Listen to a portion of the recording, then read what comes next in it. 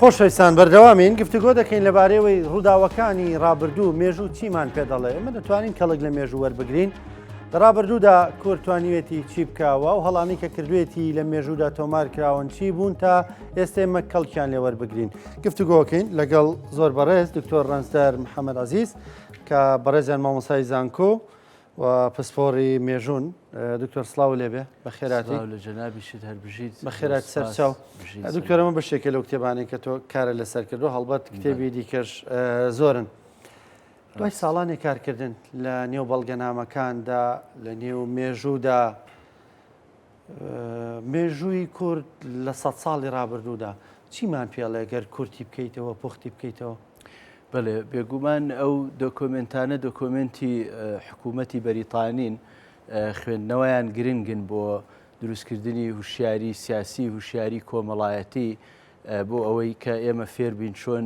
پرۆسەی مێژوو بە پرۆسەیەکی عەقڵگەرایی بۆ دروستکردنی گوتاری نەتەوەیی بەکاربێنین کە بێگومان ئەوەش پێویستی بە شۆڕشێکی فەرهەنگی هەمەلایەنە هەیە بۆ ئەوەی چیتر ئێمە لە کەناری مێژووان نەمێنینەوە بۆ ئەوەی ئێمە لە بن ڕووداوەکانی مێژوو نەمێنینەوە دیسان بچینەوە ناو کایە مێژوویەکەوە ڕۆڵمان لە کایە مێژوویەکە هەبێ ئەم دۆکۆمنتانە کە هی لایەنێکی دەسەڵاتدار و حکومڕان بووە بەسەر کوردستان و ناوچەکە پێمانەڵێ کە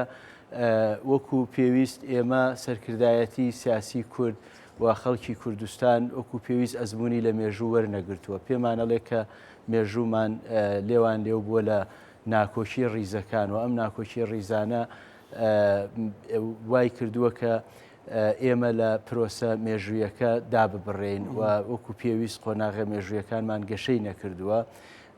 و بێگومان زۆر دەرس و زۆر پند و عیبرەتی تر هەن کە پێویستە لە خوێندنەوەی ئەم دۆکۆمنتانەوە کە تایبەتە بە مێژووی هاوچەرخی کورد لە 100 ساڵی ڕابردووە کە ئێمە فێری ببین کە چۆن ئەو یەک ڕیزیە کە بەشێکی لەلایەن خودی وڵاتانی داگیرکەرەوە دروست کراوە بەڵام چۆن ڕیزەکانی ئێمەی لاواز کردووە و گوتاری نیشتیمانی ئێمەی لاواز کردووە و سەرنجام وای کردووە کە ئێمە ئەگەر بە تەواویش لە دەرەوەی مێژوو نەبین لە کەناری وێزگە مێژوویەکە بین باشە ینی بە بڕوای تۆ مێژووەمان پێڵێ ئێمە لەبەرەوەی یەکریز نەبووین بەشت نەبووین لانی کام ئێستا هەنی دەوڵەتێکی خۆمانین بێگومان ئەوە یەکێکە لە هۆکارەکان بۆیە ئێمە هەموو جارێ لە دوای کارکردن لەسەر ئەم دۆکۆمنتانە کە گۆشەنیگای لایەنێکی سیاسین ئاماژە بۆوەکەین بۆچی گرنگە لەبەر ئەوەیە کە ئەمە لە ڕێگەی ئەم دۆکۆمنتانەوە بە مێژووی سیاسی خۆمان نابچینەوە هەڵی سەنگێنینەوە ڕەخنە لە خۆمان بگرین ڕەخنە لە خۆگرتن باشترە لە خۆ بە بچووک زانین بە خۆ کەم زانین لە بەرامبەر ئەوانی دیا چون بێگومان هەم وڵاتانی زلهێزی مستعمەرە هەم وڵاتانی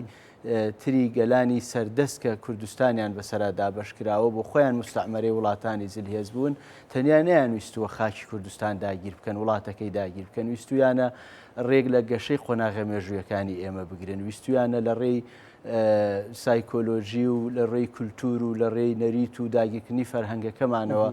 بێگومان ڕێ لە ڕۆڵی ئێمە لە قۆناغە مێژوویەکانە بگرن بۆیە ئێمە بە گرنگێزانین لە ڕێگەی بە خۆداچوونەوە هەڵسەنگاندنی مێژووی سیاسیەوە بتوانین گەشە بە مێژووی فەرهەنگ و مێژووی کۆمەڵایەتی و ئەوانە بدەین بۆی تاکێکی هوشیار و بەهێز دروستکەین و لە ڕێگەی ئەوە کۆمەڵێکی بەهێز دروستکەین کە ئەمە یەکێک لە کۆڵەکەکانی دروستکردنی گوتاری نەتەوەییەوە بێگومان ئەمەش هۆکارە بۆ دروستبوونی دەوڵەت. باشە دکتۆر بەر لە 100 ساڵ بەر لە ئێستا ئەم بەشەی کوردستان دەخرێتە سەر عێراق ئەم بە بڵێن دابەشکاریە بە خۆویستی کورد بووە بۆ بینەرەکانمان حەزەکەم ڕۆنی بێگومان نەخێر ئەوە بابەتێک بووە لە دەرەوەی ویستی کورد بووە ناکرێ بڵێ یعنی بەو شێوەیە تەعمیمی بکەی هەموو کورد لەگەڵ ئەوە نەبووە کە باشووری کوردستان یان ویلایەتی پێشووی مووسڵ کە ناوچە کوردیەکانی باشووری کوردستان ئەگرێتەوە هەموو خەڵکەکەی لە ڕێگەی لەگەڵ ئەوە بووە کە سەر بە عێراق نەبێ بێگومان ئەوەی کە هەبووە قەراری وڵاتانی زلهێز بووە بەریتانیەکان توانیانە تەزدیقی ئەو قەرارەی خۆیان بکەن لە ڕێگەی کۆمەڵی گەدانەوە بەو ئاراستەیە کە کوردستان بەشێک بێت لە دەوڵەتی تازە دامەزراوی عێراق. کوردەکان لە نێو دوو توێ ئەو دۆکۆمنتانە بەوازحیەوە دەرەکەوێت کە ئەو کاتیش ئەو دابەشبوونە لە بۆچوونی کورد هەبووە. بەشێکی داوای ئەوەی کردووە کە قەوارەیەکی سربەخۆی کوردی هەبێت، ئۆتۆنۆمیەک، ئۆتۆنۆمیەکی فراوان، نیمچە سربەخۆیەک، هەر فۆرمێک کە ناوی ئەبێ، بەڵام جۆرێک لە حکمی خۆ بەڕێوەبەری هەبێت و هەندێکی لەگەڵ ئەوا بوون کە بێگومان سەر بە عێراق بێت و بەشێکیش لە تورکخواکان یان ئەوانەی کە مەیلیان بۆ لای عوسمانی پێشووە دەوڵەتی تازە دامەزراوی تورکیا هەبووە، پێیان باش بووە کە ویلایەتەکە بگەڕێتەوە سەر تورکیا. بۆیە خۆردی بەریتانیەکان بە پێی ئەو بەڵگانەی ئێمە بینیومانە ئەوە بەڕاشکاوی ئەڵێن ئەگەر مەسلەی ویستی کورد و ویستی جگە لە کوردانیشتوانی تری غەیرە کوردی باشووری کوردستان وەربگیرایە، ئەوە بێگومان ئەبوایە کوردستانێکی سربەخۆ پێک بەهاتایە، قەوارەیەکی سربەخۆکیانێکی سربەخۆ پێک بەهاتایە، بەڵام بەرژەوەندی اقتصادی، بەرژەوەندی ئابووری، بەرژەوەندی استراتیژی هێزەکانی ئەو کاتە و ملمانەکان وای خواستووە کە کوردستان جۆرێک لە فیدراسیۆنێکی بەڕێوەبردننی حکمی خۆ بەڕێوەبەری هەبێت لە چوارچێوەی عێراقێکی مرکزی. باشە دکتۆر چی وای کردووە کە بەشێک لە سەرکردەکانی کورد لەو کاتە یاخود کورد بۆ خۆی یعنی بەمەڕازی بن لە چوارچێوەی عێراقدا بن؟ چی بووە ئەو دەستکەوتانە چی بوو بۆ ئەو سەردەمانەی کورد؟ بڵێ بێگومان یعنی پەیوەندی بەوە نییە کە ئەیانتوانی ڕازی بن یا ڕازی نەبن، وەکو دەستی خۆیاندا نییە. بێگومان یعنی مەسلەی بەرژەوەندیەکان لە نێوان هێزەکانە لەوە گەورەتر بووە ئاستی بەرژەوەندیەکان کە تەنیا اختیارەکە لای خودی کورد بێت، ئایا ڕازی ئەبن، ئەگەر ڕازی نابن بەدیلەکەی چییە؟ ئەوەی کە هەیە لە باشووری کوردستان بە تایبەتی شاری سلێمانی کە سنتەر و مەڵبەندی جۆرێک لە وەرچەرخان بووە لە مەسلەی بیری ناسیۆنالیزمی کوردی، ئەوە بە ئەترافی خودی بەریتانیەکان و لێپرسراوەکانیان و شێخ مەحموودیش کە بۆ فترەیەک توانیوێتی جڵەوی ئەو بزوتنەوەیە بگرێتە دەست، لەگەڵ ئەوە بوون کە حکومێکی سربەخۆیان هەبێ. هەر لەبەر ئەوەشە تۆمەتبار کراون کە ئەوان زیاتر لەوەی کە بۆیان دیاری کراوە ئەیانەوێ وەکوەڵێ کوردەڵێ پێ لە بەڕێی خۆیان زیاتر ڕاکێشن و بۆش مەترسی بۆ سەر بەرژەوەندەکانی مەساڵحی مرکزی و استراتیژی بەریتانی لە ناوچەکە پێکەهێنن. بۆیە کورد ڕازی نەبووە و نەتیجەکەشی ئەوە بووە کە بەرخودانی کردووە، بەڵام دیسان لەبەرەوەی یەک خیتابی هاوبەش نەبووە، زۆر جار فاکتەری ململانەی ناوخۆ لە دژی خودی کورد بەکار هاتووەتەوە. باشە دکتۆر، ئەم کتێبە دەربارەی کوردستانی باشوور نووسین و بەڵگەنامە و راپۆرتی مێژووی بەریتانیە لەگەڵ بەڕێز مامۆستا محەممەد حەمەد ساڵح تۆفیق لە ئینگلیزیەوە وەرگێڕاوە. چ بەڵگەنامێکی سەرنجڕاکێشی تیا بوو کە بۆ تۆ جێی سەرنج بووە، ینی شتێکی نوێ بوو و شتێکی تازە بوو؟ بێگومان ئەو بەڵگانەی لەو کتێبە هەیە و کتێبەکانی پێشوش کە هەر بەڵگەنامەین زۆر دۆکۆمنتی جێگەی سەرنجی تیا بوو بۆ ئێمە کە پێشتر ئەمانە بڵاو نەکراونەتەوە. ئێمە هەموو جارەڵێن دەستی یەکەمی زانیارین، یعنی کانگەن دوو لەبەرەوەی کە دۆکۆمنتی نهێنی حکوومەتین لە نێوان لێپرسراوانی بەریتانیەکان لە فەرمانگە و لە بەشەکان و لە وەزارەتەکان بۆ کاتی خۆی بەنهێنی ئاڵوگۆڕی پێکراوە. ئێستا توانی لە ڕێگەی ئەوانەوە دیدی ئەوانە سەبارەت بە ئایندەی باشووری کوردستان بزانی. زانیاریەکانی نێو ئەو دۆکۆمنتانە زانیاری جێگە بایەخن بۆ ئێمە، بە تایبەتی ئەوەی کە لەم کتێبە لەگەڵ برای بەڕێزم مامۆستا محەممەد حەمەد ساڵح تۆفیق 15 بابەتی مشتەرەک لەخۆ ئەگرێ. بەشێکیان ئەوانن کە لەسەر ڕەوشی کارگێڕی، ڕەوشی سیاسی، ڕەوشی سەربازی لە باشووری کوردستان، پەیوەندیەکانی باشوور لەگەڵ هەرێم و بە تایبەتیش بەشێکی زۆری ئەو راپۆرتانە ئەو داتا هەمە جۆرانن لەسەر ڕەوشی خێڵایەتی و ڕژێمی کۆمەڵایەتی و هۆزەکان و خەسڵەتەکانی بڵێن ڕژێمی چینایەتی لە باشووری کوردستان کە لێپرسراوانی بەریتانی توانیویانە ئەوانە هەموو کۆکەنەوە، ینی بە ڕەچاوکردنی ئەوەی پێویستە بە چاوی ڕەخنەوە سیر بکرێ، زانیاری دەگمەن و جۆراوجۆری تایە. باشە دکتۆر، با پرسیاریەوە بکەم. زۆر جار دەوترێ مێژوو بۆ ئەوەی کە ڕوویدا ئێمە ئێستا دووبارەی نەکەینەوە. مێژوو بۆ ئەمەیە یان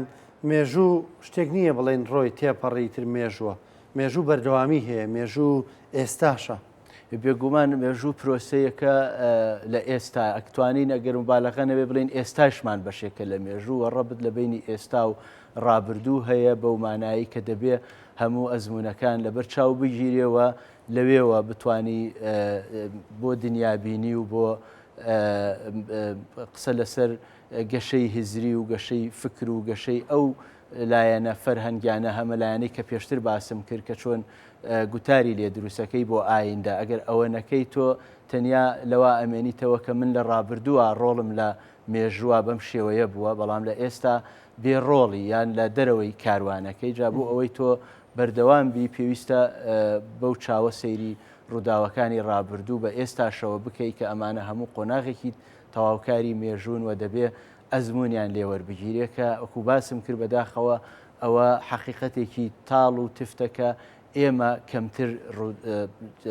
ئەزمون لە ڕووداوە مێژوەکان وەرئەگرین ئەوەش ڕەنگە هۆکاری دووبارە بوونەوەی ئەو ناسۆری و کارەساتە مێژویانە بێ کە بەسەرمانە هاتوو. باشە دکتۆر ئاماژەت بۆ کرد 100 ساڵ لەمەوبەر بێویست و خواستی خۆمان لکێنراین بە عێراقەوە. ینی ئێستا بەخواستی خۆمانە ئەم ڕووداوانەی کە ڕوو دەدەن، ینی پێدوانیە هەمان دووبارە بووی ئەو مێژوەیە ئەمە 100 ساڵە زۆربەی و ڕووداوانەی کە ڕوەدەن هیچی خواست و ویستی خۆمان نییە. بەڵێ بێگومان مووقعی باشووری کوردستان و کوردستان بەگشتی تۆ بێ ئەوە لەبەر چاو بگری کە حکمی جوگرافی حکمی ناوچەکە حکمی جێوپۆلۆتیکە کە کاریگەری سەرەکی هەبووە لەسەر ئەوەی کە هەندێجار پێچەوانەی ویستی کوردیش حکومی کردووە و ئەو لایەنە گرنگانەی بڵێن لە خەسڵەتە گرنگانەی لە ناوچەکە هەن کە بووەتە جێگەی تەماعی وڵاتانی زلهێز دیشان ئەوەش ڕوتی ململانەکەی بە ئاراستەیەک بردووە کە زاڵ بووە بەسەر ئەوەی کە ویستی کورد چی بووە ئەوانە دەوریان هەبووە بەڵام وەکو باسم کرد دیسان ئەو بەداخەوە کە ئەتوانم بڵێم ئەو شکستە ئەو دووبارەکردنەوەی یان ناکۆچیە ئەو نەبوونی ئینتیما لە مێژووی ئێمە بۆ نیشتیمان یاخود ئینتیما بۆ حزب بۆ ناوچە بۆ خێڵ بۆ ئایدۆلۆژیا یعنی بۆ شتی بچووکتر وای کردووە کە جێگەی ئینتیمای بۆ قەزیە گرنگەکە گرتووەتەوە کە ئەمە پێویستە لە ڕووی مێژوویەوە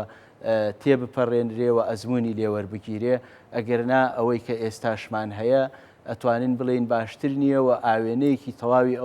ئەو ڕووداوانەیە کە لە ڕابردووە هەبوو. باشە دکتۆرە میشە کە باس لە مێژووەکەین دەڵێن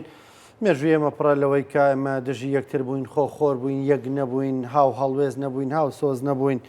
بەڵام لە بەرامبەر ئەمەدا کۆمەڵێ لایەنی گەشت لە مێژووی ئێمەدا هەیە کە ئەکرە شانازی پێوە بکەین ینی لانی کەم بڵین سەرکردانەمان هەبوو ئەمە هەڵوێستەکانیان بوو ئەو هاوەستانەوە دژ بە بێگانە ینی ئەگەر باز لەو مێژووە درەوشاوەی کورد بکەین هیچمان هەیە؟ بێگومان ئێمە باسی پرۆسەی هەڵسەنگاندن و ڕەخنە لە خۆگرتن ئەگەین لە مێژووە کە نەچوینەتە سەرلایەنی وەصفی کاراکتەرە جوانەکان دیوەگەشەکان کە ئەمە لایەنێکی بەرچاوە لە مێژووی ئێمە بۆ ئەوەیە یعنی تەنیا ئێمە لەو ڕابردووە نەژین کە بڵێن لە ئەوەندە ساڵ پێش ئێستا دەوڵەتێکمان هەبووە یان سەرکردەیەکمان هەبووە یان بزوتنەوەیەکمان هەبووە بۆ ئەوەیە کە ئێمە ئیدامە بەم پرۆسەیە بدەین بۆ ئەوەیە بڵێن لە ئێستا چیمانەیە لە کوێی ڕووداوە مێژوویەکان تا چەند خۆمان گونجاندووە لەگەڵ گەشەی قۆناغە مێژوویەکان ئەگەرنا بێگومان ئێمە ئەگەر سەیری مێژووی سیاسی بکەیت ئەوە بەدەیان لایەنی گەشاوە و جوان هەیە کە میلەتێک لە جوگرافیەکی بەو شێوەیە لە دەیان قۆناغا لە نێو بیری تەسکی خێڵا لە نێو ئەو هەموو بەرژەوەندیە لا بەلایە توانیوێتی سەرکردەی جوانبێر و جوانی هەبێت توانیوێتی حرەکەکەی بەرخودان بکات توانیوێتی ڕوبەڕووی مەترسیەکان ببێتەوە ڕەمکو عەرزم کردی ئێمە باسی کۆی پرۆسەکە ئەەکەین ئێستا لە کوێی مێژووین. باشە کەواتەمە با دوپرسیارم بێ ئەوەی کە تۆ لە مێژوودا سەر قاڵ بووی بەڵگەنامەت کۆ کردوتەوە لە نێو مێژوودا بووی کارت کردووەتیدا لاپەڕەکانی مێژووت خوێندوتەوە دۆخی ئێستای کورد چۆنە بینی؟ ئەوەی کە بەراورد بەوەی ڕابردوەوەی کە تۆ بینیوتە؟ من هەموو جارێکە بەڵگەنامەیەک سەیرەکەم بێگومان بەبێ ئەوەی بەویستی خۆم یا بەبێ ویستی خۆم بەراوردی یەکەم بە ئەو قۆناغی کە ئەمڕۆتیایە ئەژین چون ڕاستە